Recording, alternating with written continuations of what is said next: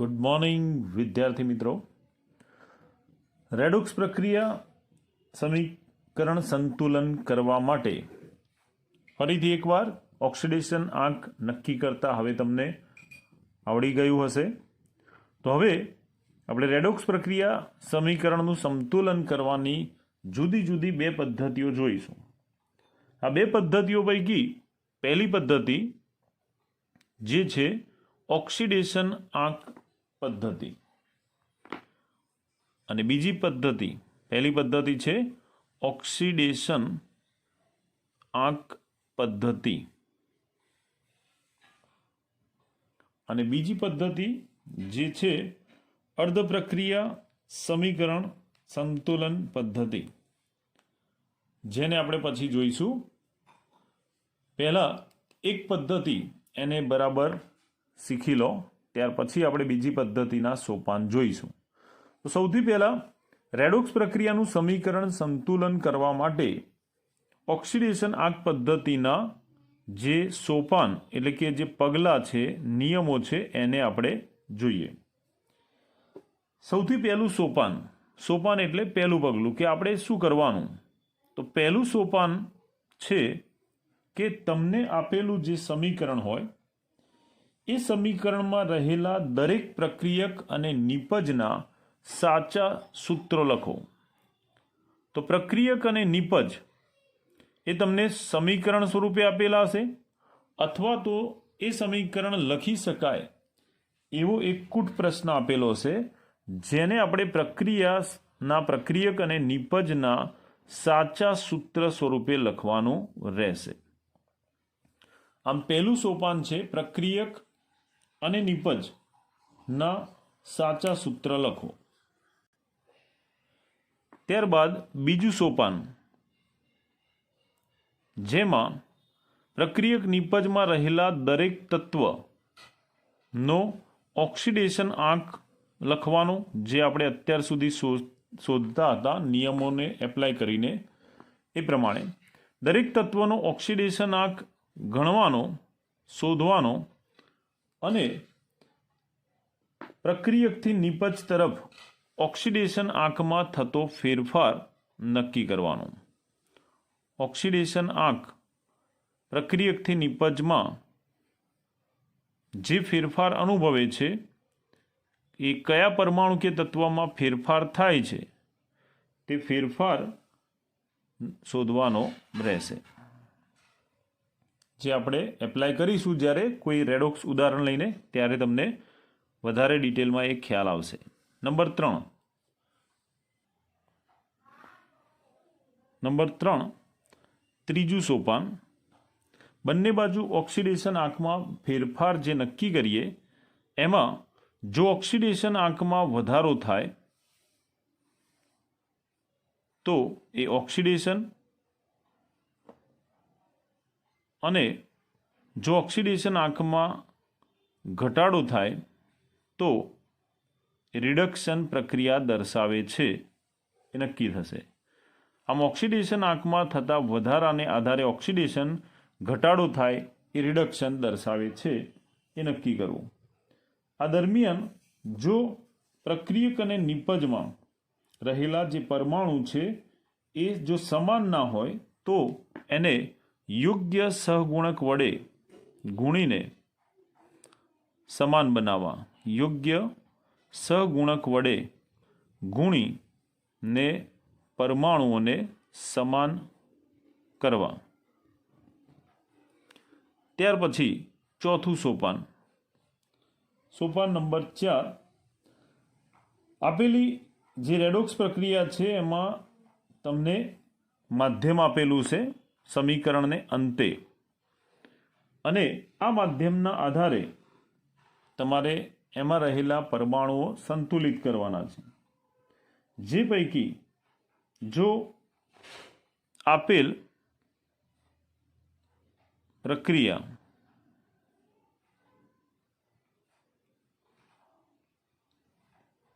જલીય માધ્યમમાં થતી હોય અને જો પ્રક્રિયા સમીકરણમાં આપેલું માધ્યમ એસિડિક હોય તો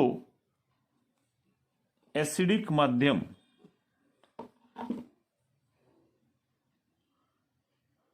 જો રાસાયણિક પ્રક્રિયા સમીકરણમાં આપેલું માધ્યમ જો એસિડિક હોય, એસિડિક માધ્યમ હોય એટલે એને આ રીતે પણ દર્શાવી શકાય કે pH ઇઝ લેસ ધેન 7. તો જો એસિડિક માધ્યમ હશે તો એસિડિક માધ્યમમાં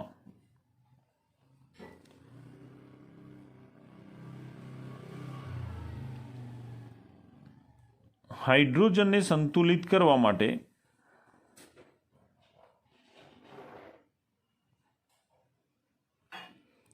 H+ એસિડમાં H+ આયન દૂર થાય એટલે એસિડિક માધ્યમમાં H+ ઉમેરીને પ્રક્રિયક કે નિપજ બાજુ H+ ઉમેરીને સમીકરણમાં હાઇડ્રોજનની સંખ્યા સંતુલિત કરવી.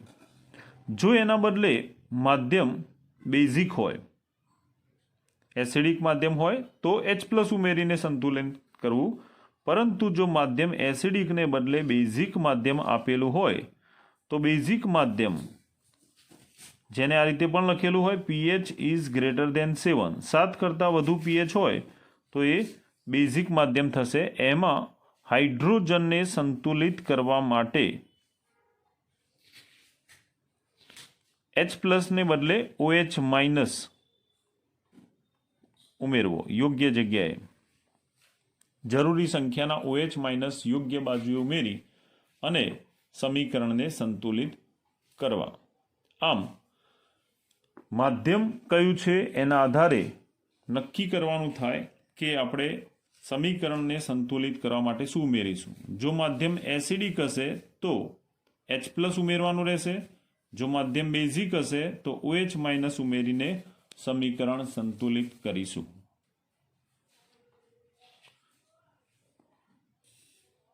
જૂના અભ્યાસક્રમમાં હાઇડ્રોજન માટે આ રીતે H+ એસિડિક માધ્યમમાં, બેઝિક માધ્યમમાં હાઇડ્રોજન માટે OH- ઉમેરાતો, પરંતુ હાઇડ્રોજન H+ અને OH- વીજભાર પ્લસ અને માઇનસ હોવાથી આ પદની અંદર ચોથા સોપાનમાં આપણે H+ અને OH- ઉમેરીશું એટલે આપેલા સમીકરણમાં વીજભાર જે છે બંને બાજુ એ સમાન થશે. આમ બંને બાજુ વીજભાર સમાન કરવા માટે H+ અને OH- માધ્યમને આધારે ઉમેરવા. એટલે H+ અને OH- ને ઉમેરવાથી વીજભાર બંને બાજુ સંતુલિત કરી શકાય. તો આમ સમીકરણમાં માધ્યમને અનુસાર માધ્યમ મુજબ એસિડિક માધ્યમ હોય તો H+ અથવા બેઝિક માધ્યમ હોય તો OH- ઉમેરીને સમીકરણમાં વીજભાર સંતુલિત કરવો. ત્યાર પછી પાંચમું સોપાન, છેલ્લું સોપાન, સોપાન નંબર 5, જેમાં ઉપરના 4 સોપાન પૂરા થયા પછી જો સમીકરણમાં પરમાણુઓ પ્રક્રિયક અને નિપજ બાજુ સમાન ના હોય તો બંને બાજુ સમીકરણની બંને બાજુએ પરમાણુઓ આમ સમીકરણની બંને બાજુ હાઇડ્રોજન અને ઓક્સિજન પરમાણુને સંતુલિત કરવા જરૂરી H2O પ્રક્રિયક કે નિપજ બાજુએ જ્યાં જરૂરી હોય એવી યોગ્ય બાજુએ, જરૂરી નથી કે બંને બાજુ ઉમેરવું, જ્યાં ઓક્સિજન ખૂટતા હોય, હાઇડ્રોજન સંતુલિત કરવા હોય એ બાજુએ જરૂરી H2O ને પ્રક્રિયક કે નિપજ બાજુએ ઉમેરવા. આમ 5 સોપાન પ્રમાણે જો તમે રેડોક્સ પ્રક્રિયાને સમીકરણ સંતુલિત કરશો, આ 5 સોપાન યાદ રાખવાના રહેશે, જેને આપણે ટૂંકમાં પણ જોઈ લઈએ. જો 5 સોપાન આપણે એપ્લાય કરી દઈએ ત્યાર પછી તમારી રેડોક્સ સંતુલિત થઈ કે નહીં જોવું હોય તો આપણે તાળો મેળવવાનો કે જો આપેલા સમીકરણની બંને બાજુએ, પ્રક્રિયા સમીકરણની બંને બાજુ જ્યાં પ્રક્રિયક છે અને નિપજ છે, બંને બાજુ રહેલા બધા જ પરમાણુ, પ્રક્રિયક બાજુ જેટલા પરમાણુ હોય એટલી જ સંખ્યાના નિપજ બાજુ પણ પરમાણુ સંતુલિત થાય. જેટલો વીજભાર પ્રક્રિયક તરફ છે એટલો જ વીજભાર નિપજ તરફ પણ થાય. ટૂંકમાં પ્રક્રિયાની બંને બાજુ દરેક પ્રકારના પરમાણુઓ અને દરેક બાજુએ વીજભાર જો સમાન થાય તો આપેલી રેડોક્સ સમીકરણ સંતુલિત થઈ છે એમ કહેવાય. આમ રેડોક્સ સમીકરણ સંતુલિત ક્યારે કહેવાય? જ્યારે એમાં પરમાણુ અને વીજભાર બંને બાજુ સમાન થાય તો ફરીથી કે પહેલા સોપાનમાં પ્રક્રિયક નિપજ બાજુ સાચા સૂત્રો લખવા. નંબર 2, દરેક તત્વનો ઓક્સિડેશન આંક લખવો અને એમાં ફેરફાર શોધવો. નંબર 3, જો ઓક્સિડેશન આંકનો ફેરફારમાં વધારો થતો હોય, ઓક્સિડેશન ઘટાડો થતો હોય એને રિડક્શન. યોગ્ય સહગુણક વડે જો બંને બાજુ સમાન ના હોય તો યોગ્ય સહગુણક વડે ગુણીને તેને ઘટાડો અને વધારો એને સમાન કરવો. નંબર 4, પ્રક્રિયા જો જલીય માધ્યમમાં થતી હોય તો તમને માધ્યમ એસિડિક કે બેઝિક આપેલું હશે. એસિડિક માધ્યમ અથવા pH is less than 7 એવું કૌંસમાં સમીકરણને અંતે લખેલું છે, જેમાં વીજભારને સંતુલિત કરવા જરૂરી H+ યોગ્ય બાજુએ ઉમેરવાના. બેઝિક માધ્યમ જો હશે જ્યાં કૌંસમાં pH greater than 7 પણ હોય, જે બેઝિક હોવાનું સૂચન કરે છે, તો ત્યાં વીજભાર સંતુલિત કરવા જરૂરી OH- ઉમેરવાના. આમ માધ્યમ આપેલું માધ્યમને અનુરૂપ H+ અને OH- યોગ્ય બાજુએ ઉમેરીને વીજભાર સંતુલિત કરવાનું રહેશે. આમ વીજભાર સંતુલિત કર્યા બાદ સમીકરણ, પાંચમું સોપાન, સમીકરણમાં બંને બાજુ હાઇડ્રોજન અને ઓક્સિજન પરમાણુને સંતુલિત કરવા જરૂરી H2O ઉમેરવા. H2O ઉમેર્યા બાદ આપણે જોઈ લેવું કે દરેક પ્રકારના પરમાણુ સંતુલિત છે કે નહીં. જો આપેલા રેડોક્સ સમીકરણમાં પ્રક્રિયક અને નિપજ બંને બાજુ પરમાણુ સમાન સંખ્યામાં થાય અને બંને બાજુ વીજભાર પણ જો સમાન થાય તો આપેલ રેડોક્સ પ્રક્રિયા સમીકરણ સંતુલિત છે એવું સાબિત થાય છે. તો આ સોપાનને યાદ રાખી અને રેડોક્સ સમીકરણ સંતુલિત કરીએ. એક ઉદાહરણથી સમજીએ. હવે પુસ્તકમાં આપેલા કોયડો 8.8 શક્ય હોય તો તમારી પાસે પુસ્તકમાં આની રકમ હશે, એના પર ધ્યાન આપજો. જે આ પ્રમાણે છે કે પોટેશિયમ ડાયક્રોમેટ 6 જેનું સૂત્ર થાય K2Cr2O7. પોટેશિયમ ડાયક્રોમેટ જેમાં ક્રોમિયમનો ઓક્સિડેશન આંક 6 થાય, જે સ્ટોક નોટેશન નામ પ્રમાણે કહેવાય, એની સોડિયમ સલ્ફાઇટ જેનું સૂત્ર થાય Na2SO3. Sodium sulphite SO3 - 2 sulphite ion. Potassium ડાયક્રોમેટની સોડિયમ સલ્ફાઇટ સાથેની પ્રક્રિયા, એટલે આ બંને વચ્ચે રાસાયણિક પ્રક્રિયા થશે.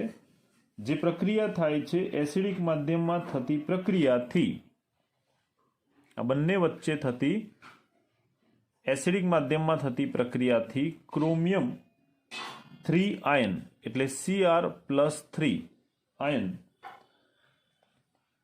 અને સલ્ફેટ આયન એને ચોખ્ખા આયનીય સમીકરણ સ્વરૂપે લખો. તો આને ક્રોમિયમ +3 અને સલ્ફેટ એટલે SO4 - 2 એના આયનીય સ્વરૂપે લખો. હવે પોટેશિયમ ડાયક્રોમેટ, એમાં રહેલો આયન પોટેશિયમ અને ડાયક્રોમેટ છે. નિપજમાં ઉત્પન્ન થતો આયન છે ક્રોમિયમ, એટલે આપણે આયનીય સ્વરૂપે લખીએ ત્યારે આ પોટેશિયમ ડાયક્રોમેટને બદલે માત્ર ક્રોમેટ Cr2O7 - 2 લખીશું. એ જ રીતે નિપજમાં સલ્ફેટ આયન, જેને અનુરૂપ ઋણ આયન છે સલ્ફાઇટ, જે સોડિયમ સલ્ફાઇટમાં રહેલો SO3 - 2 આયન છે. એટલે પોટેશિયમ ડાયક્રોમેટમાંથી પોટેશિયમ અને સોડિયમ સલ્ફાઇડમાંથી સોડિયમ એને દૂર કરીને આયનીય સ્વરૂપે આ પ્રમાણે લખાય. આમ આપેલી પ્રક્રિયાને આયનીય સ્વરૂપે ડાયક્રોમેટ પ્લસ સલ્ફાઇડ જે નિપજમાં ક્રોમિયમ +3 અને સલ્ફેટ આયન જલીય દ્રાવણમાં રહેલા આયન એટલે કે એક્વાયસ સોલ્યુશનમાં રહેલા આયન છે, જે માટેની પ્રક્રિયા થાય છે એસિડિક માધ્યમમાં. તો હવે આપણે આગળ જે સોપાન જોઈ ગયા એ પ્રમાણે આ પ્રક્રિયાના સમીકરણને સંતુલિત કરીએ. હવે સોપાન 1 પ્રમાણે આપેલું જે આયનીય સમીકરણ લખ્યું એમાં રહેલા દરેક તત્વનો ઓક્સિડેશનાંક ગણવો. જે આપણે આગળ ગણતરી કરતા હતા એ જ પ્રમાણે પણ એ તમે રફમાં ગણી શકો અને શક્ય હોય તો મેન્ટલી ગણવાનું હવે તમને આવડવું જોઈએ. જેમ કે ઓક્સિજનનો ઓક્સિડેશનાંક ઓક્સાઇડ સંયોજનોમાં -2 હોય, જે -2 ગણતા આ -2 એવા 7 એનો -14 થશે, જે જમણી બાજુ જતા +14 એમાંથી આ 2 દૂર થાય તો 14 - 2 એટલે આ થશે 12. 14માંથી 2 બાદ કરતા 12, પણ જે 2 ક્રોમિયમનો થશે, 2 ક્રોમિયમનો 12 તો 1 ક્રોમિયમનો ઓક્સિડેશનાંક થશે +6. આમ એક તત્વના એક પરમાણુનો ઓક્સિડેશનાંક ગણવાનું રહેશે. ચલો એ જ પ્રમાણે સલ્ફાઇડ ઓક્સિજનનો ઓક્સિડેશનાંક -2 ગણતા -2 એવા 3 ઓક્સિજન એનો થશે -6, જે જમણી બાજુ લઈ જતા કુલ વીજભાર સાથે આ +6 થઈ જશે. -6 જમણી બાજુ જતા +6 થાય, 6 - 2 = +4. આમ એક સલ્ફરનો ઓક્સિડેશનાંક અહીંયા થશે +4. સલ્ફરનો ઓક્સિડેશન આંક. ક્રોમિયમનો આ આયન છે જેનો ઓક્સિડેશનાંક એણે પ્રાપ્ત કરેલા વીજભાર જેટલો એટલે કે +3 થશે. સલ્ફેટમાં આ જ પ્રમાણે એક ઓક્સિજનનો ઓક્સિડેશનાંક ઓક્સાઇડમાં -2 ગણી 4 ઓક્સિજનનો -2 × 4 -8 અને -8 જમણી બાજુ લઈ જતા +8 થશે, જે કુલ વીજભાર બાદ કરતા 8 - 2 = 6. આમ આ સલ્ફરનો ઓક્સિડેશનાંક થશે +6.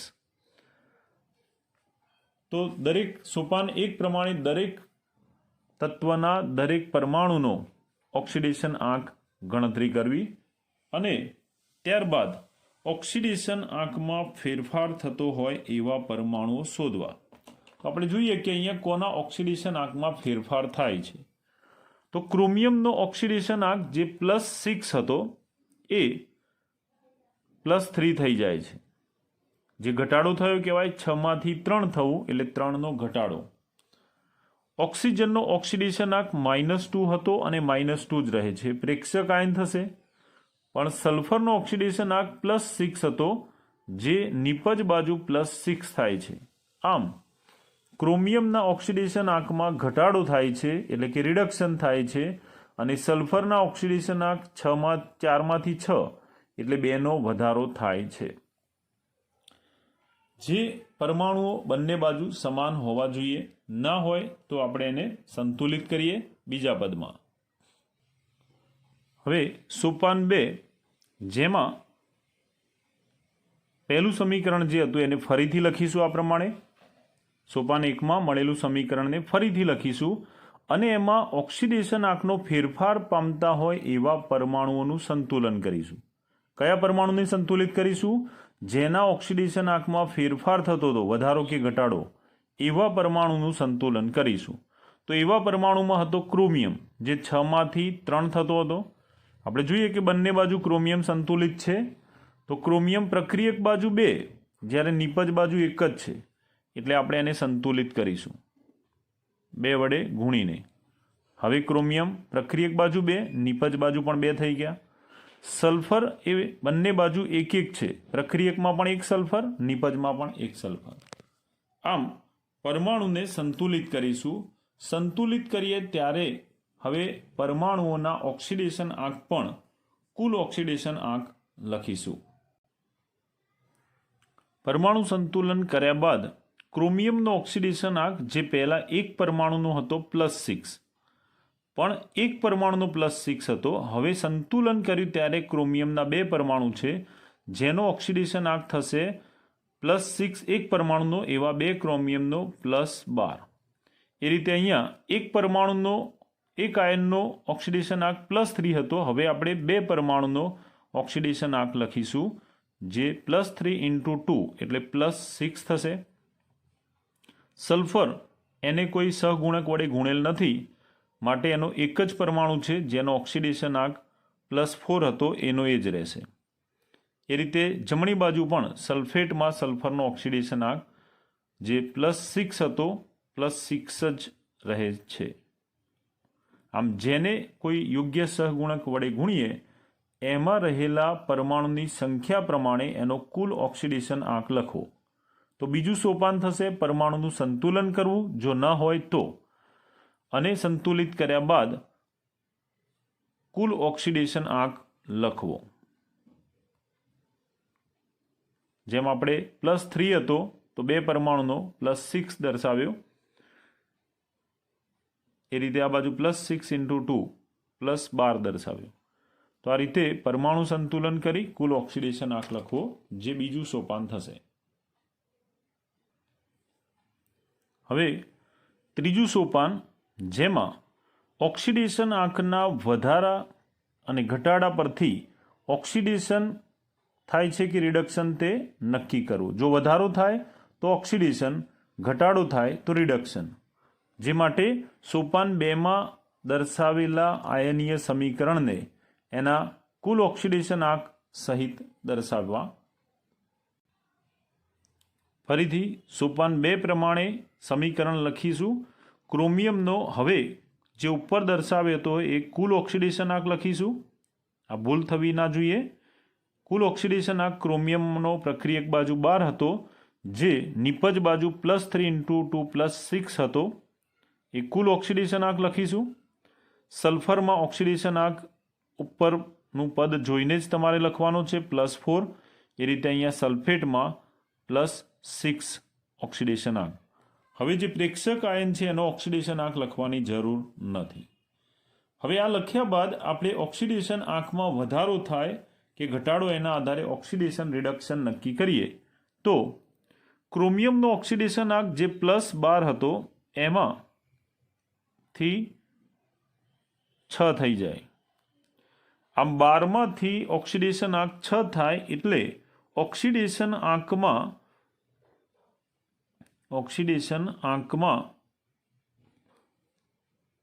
6નો ઘટાડો થયો કહેવાય. આમ ઓક્સિડેશન આંકમાં 6નો ઘટાડો થાય છે.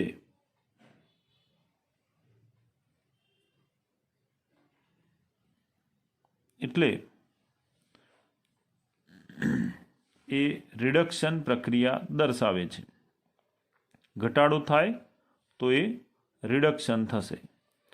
એ જ પ્રમાણે સલ્ફાઇટ, એમાંથી જ્યારે સલ્ફર બને ત્યારે ઓક્સિડેશન આંક +4માંથી વધીને +6 થાય છે. જે દરમિયાન ઓક્સિડેશન આંક +4માંથી +6 થાય એટલે ઓક્સિડેશન આંકમાં 4માંથી 6 એટલે ઓક્સિડેશન આંકમાં 2નો વધારો થયો કહેવાય. આમ વધારો થાય તો એ ઓક્સિડેશન પ્રક્રિયા દર્શાવે છે. આમ ડાયક્રોમેટનું Cr+3માં રિડક્શન થાય છે. સલ્ફાઇટનું સલ્ફેટમાં ઓક્સિડેશન થાય છે. તો આ રીતે ઓક્સિડેશન આંકના તફાવતને આધારે ઓક્સિડેશન રિડક્શન નક્કી કરવું. હવે ઓક્સિડેશન રિડક્શન નક્કી કર્યા પછી ઓક્સિડેશન આંકનો તફાવત સંતુલિત કરવો. જેમ કે રિડક્શન પ્રક્રિયામાં 6નો ઘટાડો થયો, ઘટાડો થાય છે 6નો અને વધારો થાય છે 2નો. તો આ વધારો 2નો અને ઘટાડો છે 6નો. તો એને સંતુલિત કરવા માટે, તફાવત સંતુલિત કરવા માટે જેમાં ફેરફાર ઓછો હશે એને યોગ્ય સહગુણક વડે ગુણવો. જેમ કે ઘટાડો 6નો છે, 12માંથી 6નો ઘટાડો થાય છે અને 6 બને છે, જ્યારે વધારો છે 4માંથી 6નો, એટલે કુલ 2નો વધારો. તો ઘટાડો 6નો છે તો વધારો પણ 6નો થવો જોઈએ. જે માટે આ પ્રક્રિયા જે છે વધારાવાળી એટલે કે ઓક્સિડેશનની પ્રક્રિયા, એને 3 વડે ગુણવાનું થશે. તો ઘટાડો 6નો થાય અને વધારો પણ 6નો થઈ જાય. તો ઓક્સિડેશન પ્રક્રિયાને 3 વડે ગુણવાનું રહેશે. શેના માટે? ઘટાડો અને વધારો સરખો થાય માટે. ઘટાડો મોટો છે એટલે વધારાવાળા ઓક્સિડેશનની પ્રક્રિયાને યોગ્ય સહગુણક 3 વડે ગુણતા હવે એમાં સમીકરણમાં 3 વડે ઓક્સિડેશન પ્રક્રિયાના પ્રક્રિયક સલ્ફાઇડને અને જ પ્રમાણે ઓક્સિડેશન પ્રક્રિયાના ઘટક નિપજ તરફ એને પણ 3 વડે ગુણવાનું રહેશે, જેથી મળતું સમીકરણ આ મુજબ થશે. હવે આ પ્રમાણે ત્રીજા પદમાં ઓક્સિડેશન આંકમાં ઘટાડો થાય તો રિડક્શન, વધારો થાય તો ઓક્સિડેશન, એ રીતે ઓક્સિડેશન રિડક્શન નક્કી કર્યા બાદ એનો જે તફાવત હોય ઘટાડો અને વધારો એને સમાન કરવા માટે યોગ્ય સહગુણક વડે ગુણવાનું રહેશે, જેથી ઘટાડો અને વધારો બંને સમાન થાય. તો સોપાન 3 આ રીતે પૂર્ણ કર્યા પછી હવે આપણે સોપાન 4 તરફ આગળ વધીએ. ચોથું સોપાન જે છે વીજભાર સંતુલિત કરો. ચોથા સોપાનમાં વીજભાર સંતુલિત કરીશું અને આ વીજભાર સંતુલિત કરવા માટે H+ ઉમેરીશું કે OH- એ આપેલા માધ્યમને આધારે નક્કી કરીશું. અહીંયા આપેલું માધ્યમ એ છે એસિડિક. એસિડિક માધ્યમ હોય તો વીજભાર સંતુલિત કરવા માટે H+ ઉમેરીશું અને જો બેઝિક માધ્યમ હોય તો વીજભાર સંતુલિત કરવા માટે OH- ઉમેરવામાં આવે. હવે વીજભાર સંતુલિત કરવા માટે સોપાન 3માં મેળવેલી જે પ્રક્રિયા હતી એને ફરીથી એકવાર લખી દઈએ. ત્યાર પછી એમાં એસિડિક માધ્યમ હોવાથી H+ ઉમેરીને વીજભાર કેવી રીતે સંતુલિત કરવો એ જોઈએ. તો ઉપર મુજબ પ્રક્રિયા લખી દઈએ. હવે સોપાન 3માં અંતે મેળવેલી પ્રક્રિયા લખ્યા બાદ વીજભાર સંતુલિત કેવી રીતે કરીશું એ માટે સૌથી પહેલાં પ્રક્રિયક અને નિપજ બંને બાજુ વીજભારની ગણતરી કરી લઈએ. પ્રક્રિયકમાં ડાયક્રોમેટનો વીજભાર છે -2. બરાબર ધ્યાન આપજો. ડાયક્રોમેટનો વીજભાર છે -2. સલ્ફાઇડ એનો વીજભાર છે -2, પણ એવા 3 સલ્ફાઇડ એટલે એક આયનનો -2, એવા 3 સલ્ફાઇડનો 3 × -2 એટલે -6 થશે. ક્રોમિયમ એના એક આયનનો ઓક્સિડેશન આંક +3, પણ એવા 2 ક્રોમિયમનો કુલ ઓક્સિડેશન આંક થશે +6. એ જ પ્રમાણે સલ્ફેટ -2 એક આયનનો, એવા 3 સલ્ફેટ જે ઉપર આપણે ગુણાકાર કર્યો તો એની સહિત અહીંયા લખીશું તો આ થશે -6. આમ ઓક્સિડેશન આંકમાં થતો તફાવત જોઈએ. વીજભાર બંને બાજુ ગણીએ તો આ -2 અને -6 એટલે આ કુલ વીજભાર થશે પ્રક્રિયક બાજુ -8. -2 અને -6 એટલે -8, જ્યારે અહીંયા +6 અને -6 જે દૂર થતાં આ થઈ જશે 0. તો ઓક્સિડેશન આંકનો તફાવત છે 8નો. -8માં 8 ઉમેરતા એ 0 થાય, એટલે ઓક્સિડેશન આંકનો તફાવત થયો 8નો. તો એ તફાવત જેટલા H+ આયનો ઉમેરીશું. ક્યાં ઉમેરીશું? જ્યાં ઓક્સિડેશન આંકનું મૂલ્ય ઓછું હોય, ઓછો ઓક્સિડેશન આંક હોય એ તરફ તફાવત જેટલા H+ આયનો ઉમેરીશું. તો H+ ઉમેરવાના આવશે પ્રક્રિયક બાજુ, એટલે 8H+ પ્રક્રિયક બાજુ ઉમેરીશું. આમ હવે પ્રક્રિયક બાજુ ઓક્સિડેશન આંકના તફાવત જેટલા માધ્યમ એસિડિક હોવાથી H+ ઉમેરવાથી આ H+નો વીજભાર +1 એવા 8H+નો +8 થશે, જેથી આ -8 +8 કુલ 0 થઈ જાય, જે આને સમાન થશે. આમ ઓક્સિડેશન આંક બંને બાજુ ગણવાનો અને ઓક્સિડેશન આંકનો જે તફાવત થાય એટલી સંખ્યાના H+ આયનો જ્યાં ઓછો ઓક્સિડેશન આંક હોય એ તરફ ઉમેરવાના રહેશે. અહીંયા નિપજ કરતાં પ્રક્રિયક બાજુ ઓક્સિડેશન આંક ઓછો છે, માટે આપણે પ્રક્રિયક તરફ 8H+ ઉમેર્યા. તો આ પદ બહુ જ અગત્યનું છે અને બહુ કાળજીપૂર્વક મૂકવાનું રહેશે.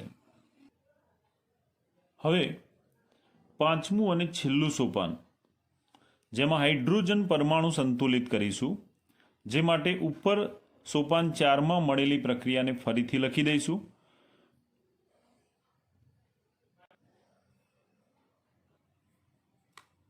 હવે ચોથા સોપાનમાં મળેલી પ્રક્રિયા, જેમાં 8H+ ઉમેર્યા હતા, એના સહિત ચોથા સોપાનની આખી પ્રક્રિયા આપણે ઉપર મુજબ લખી દઈશું. અને હવે હાઇડ્રોજન પરમાણુ સંતુલિત કરીએ. હાઇડ્રોજન પરમાણુ સંતુલિત કરવા માટે જરૂરી H2 ઉમેરીશું યોગ્ય બાજુએ. હવે કેટલા H2 ઉમેરીશું અને કઈ બાજુએ ઉમેરીશું, ધ્યાન આપજો બરાબર. તો એ માટે બંને બાજુ આપણે હાઇડ્રોજન પરમાણુની સંખ્યા નક્કી કરી દઈએ. પ્રક્રિયક બાજુ 8 હાઇડ્રોજન છે, નિપજ બાજુ એક પણ હાઇડ્રોજન છે નહીં. આપણે અહીંયા હાઇડ્રોજન સંતુલિત કરવા માટે H2 ઉમેરીશું. તો 8 હાઇડ્રોજન પ્રક્રિયકમાં છે, નિપજમાં પણ જો 8 હાઇડ્રોજન કરવા હોય તો H2Oના કુલ 4 અણુ ઉમેરવા પડશે નિપજ બાજુ, જેથી હાઇડ્રોજનની સંખ્યા 4 દુ 8 હાઇડ્રોજન નિપજ બાજુ પણ થઈ જાય અને પ્રક્રિયક તરફ ઓલરેડી હતા. હાઇડ્રોજન પરમાણુ સંતુલિત કર્યા પછી ઓક્સિજન પરમાણુ પણ સંતુલિત થયા કે નહીં એ ગણી લઈએ. તો ઓક્સિજનના ડાયક્રોમેટમાં 7 અને સલ્ફાઇટમાં 1 આયનના 3, એવા 3 તરી 9, એમ કુલ 16 ઓક્સિજન પરમાણુ, 3 તરી 9 અને આ 7, 16 ઓક્સિજન પ્રક્રિયક બાજુ છે. નિપજ તરફ પણ ગણી લઈએ કે થયા કે નહીં. તો 4 સલ્ફેટના 1 આયનમાં 4 ઓક્સિજન, એવા 4 તરી 12 અને આ 4 H2Oના, એમ 3 ચોક 12 અને આ 4, કુલ 3 ચોક 12 અને આ 4, એટલે નિપજ બાજુ પણ ઓક્સિજન 16 થાય છે. જો આપણી રેડોક્સ સાચી સંતુલિત થઈ હશે તો હાઇડ્રોજનને સંતુલિત કરવા જરૂરી H+ ઉમેરશો, એટલે ઓક્સિજન પણ ઓટોમેટિક થઈ જશે. જો ઓક્સિજન સંતુલિત ના થતા હોય એનો મતલબ કે રેડોક્સ સંતુલિત કરવામાં ક્યાંક ભૂલ રહેલી હોવી જોઈએ. એટલા માટે દરેક પદને જે સમજાવ્યા છે પ્રમાણે કાળજીપૂર્વક તમારે સંતુલિત કરવાના રહેશે. હવે આપેલી રેડોક્સ, આખી રેડોક્સ સમીકરણ સંતુલિત થઈ કે નહીં એ નક્કી કરવું હોય તો એના માટે આપણે તાળો મેળવી શકીએ. તાળો મેળવવાની પ્રક્રિયા કેવી રીતે કરીશું? તો પ્રક્રિયક બાજુ અને નિપજ બાજુ પરમાણુની સંખ્યા જો સમાન થાય તો આપણી રેડોક્સ સાચી છે એવું કહેવાય. જેમ કે આપણે પ્રક્રિયક બાજુ જોઈએ કે ક્રોમિયમના પરમાણુની સંખ્યા કેટલી, તો પ્રક્રિયક બાજુ 2 ક્રોમિયમ, નિપજ બાજુ પણ ક્રોમિયમની સંખ્યા છે 2. ઓક્સિજનના પરમાણુ તો 7 અને આ 3 તરી 9, 7 ને 9 16 ઓક્સિજન પરમાણુ છે. ઓક્સિજનના પરમાણુની સંખ્યા 16 પ્રક્રિયક બાજુ. એ રીતે નિપજ બાજુ પણ 3 ચોક 12 અને 4, 16 ઓક્સિજન થશે, એટલે ઓક્સિજનના પરમાણુ પણ 16. હાઇડ્રોજનના પરમાણુ 8, નિપજ બાજુ પણ 4 દુ 8 હાઇડ્રોજન. સલ્ફરના પરમાણુ પ્રક્રિયકમાં 3 સલ્ફર, નિપજમાં પણ 3 સલ્ફર, એટલે સલ્ફરના પરમાણુ પણ બંને બાજુ સમાન સંખ્યામાં 3 સલ્ફર પરમાણુ છે. વીજભાર એ પણ બંને બાજુ સમાન હોવો જોઈએ. તો આપણે જોઈ લઈએ, આ -2 અને આ +8, -2 +8 અને આ 3 દુ 6, -6, એટલે આ -2 અને -6, -8 આ +8, એટલે કુલ વીજભારનું મૂલ્ય પ્રક્રિયક બાજુ 0. નિપજ બાજુ પણ જોઈ લે, +3 × 2 +6 ક્રોમિયમમાં, -2 × 3 -6. H2O તો તટસ્થ છે, એનો કોઈ વીજભાર હોય નહીં, એટલે કુલ વીજભાર જોઈએ તો આ +6 -6, એટલે કુલ વીજભારનું મૂલ્ય નિપજ બાજુ પણ 0 થાય. આમ જો પ્રક્રિયક બાજુ પરમાણુ અને વીજભારનું મૂલ્ય નિપજ તરફ પરમાણુ અને વીજભારના મૂલ્યો બંને બાજુ જો એક સમાન થાય તો આપણી રેડોક્સ સાચી સંતુલિત થઈ છે એવું કહેવાય. તો તમે ખુશ થઈ જાઓ. ઓકે, એટલે શરૂઆતમાં તમારે દરેક સોપાનમાં જે પદ આપણે મૂકીએ છીએ એને એપ્લાય કરવાનું ધ્યાન રાખવાનું રહેશે. ભલે શરૂઆતમાં 2-4 રેડોક્સ સંતુલિત કરવામાં થોડો વધારે સમય લાગે દરેક પદ માટે, પરંતુ એકવાર જ્યારે તમે દરેક પદને બરાબર પ્રોપરલી એપ્લાય કરવાનું શીખી જશો તો કોઈ પણ રેડોક્સ સંતુલિત કરવી તમારા માટે ખૂબ ઇઝી થઈ જશે. ઓકે, તો આ પ્રમાણે બીજી વધારાની રેડોક્સો પ્રેક્ટિસ કરવાની રહેશે. ઓકે.